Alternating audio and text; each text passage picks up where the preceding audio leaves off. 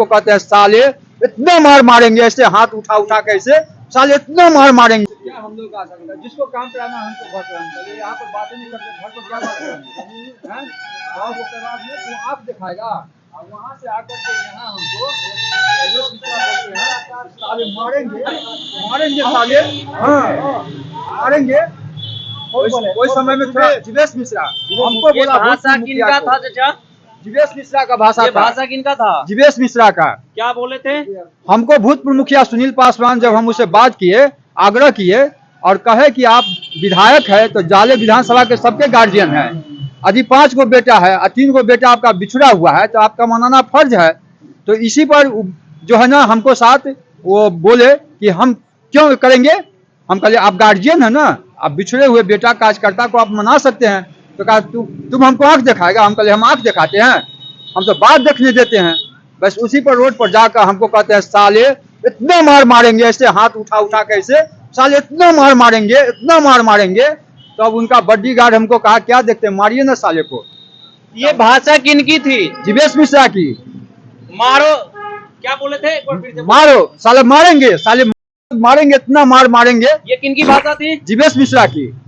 ये अहंकारी विधायक जो है अपने आप को सरकार कहते हैं, ये महा अहंकारी है। ऐसे राक्षस को वोट देना घोर पाप है, घोर पाप है। सरकार के मुंह से ये अशोभनीय शब्द कैसा लगता है? ये मेरे ही साथ नहीं, अनेकों के साथ किया, जबकि आज तक इतना मेरा उम्र 56-57 वर्ष हो रहा है। मैंने 1982 से राजनीति किया, आज तक किसी विधायक MLA MP हमको ऐसा वचन नहीं बोले जो जीवेश मिश्रा ने बोला। क्या कहते हैं, यही शब्द जो है पत्रकार को भी बोला गया था। तो ऐसे राक्षस को आप लोग क्षेत्र में जिताइएगा तो यही हाल कार्यकर्ता के साथ होगा, जनता के साथ होगा, लोगों को हत्या करके पचा लेगा। इससे पहले क्या आप बीजेपी के वोटर थे? हाँ वोटर थे, 2 बार वोट देकर जिताए थे उसको। मैंने मुख्य कार्यकर्ता, मैंने बोला था उनको पहला इलेक्शन में कि 85% वोट आपको मिलेगा सिंहवाड़ा से, और 3500 से लीड करवाए। आपकी उम्र क्या होगी? हमारा 57 वर्ष उम्र है। पिता तुल्य आदमी को जो है ये शब्द भाषा का जो प्रयोग किया जाता है कितना निंदनीय है। जिस प्रकार से हमारे साथ निंदनीय व्यवहार किया, जिस प्रकार से हमारे साथ निंदनीय व्यवहार किया, यदि थोड़ा हम अफगुआ को हिंट करते तो इनको जान बचना और यहाँ से चेहरा जाना मुश्किल था। देखिए कि आज जाले की जनता के अपमान का बदला का समय आ गया है। इनका एज देख लीजिए और एज देखते हुए पता चल जाएगा कि ये कहीं ना कहीं पिता तुल्य है, दादा तुल्य है। और इनको ही जीवेश मिश्रा जो अपने आप को सरकार कहते हैं, जो अपने आप को भगवान कहते हैं, वो अशब्द भाषा का प्रयोग करते हुए इनको अपमानित करते हैं कि मारेंगे पीटेंगे। और अशब्द भाषा आप सुन ही चुके होंगे। प्रखंड में सबसे अधिक वोट से पूर्व मुखिया रह चुके हैं, प्रखंड में सबसे अधिक वोट से जीते हुए थे, 1457 वोट से। और कहीं ना कहीं जो है आपके क्षेत्र के विधायक है तो सवाल तो उसी से होगा ना। हाँ एकदम होगा। लेकिन सवाल पूछे जाने पर एक बच्चा को तो छोड़िए, ये इनका एज देखिए कि एज इनका क्या होगा। अरे ऋषि विजय कुमार मिश्रा हमारे 3 बार विधायक, 4 बार है, क्षेत्र में चमका दिए।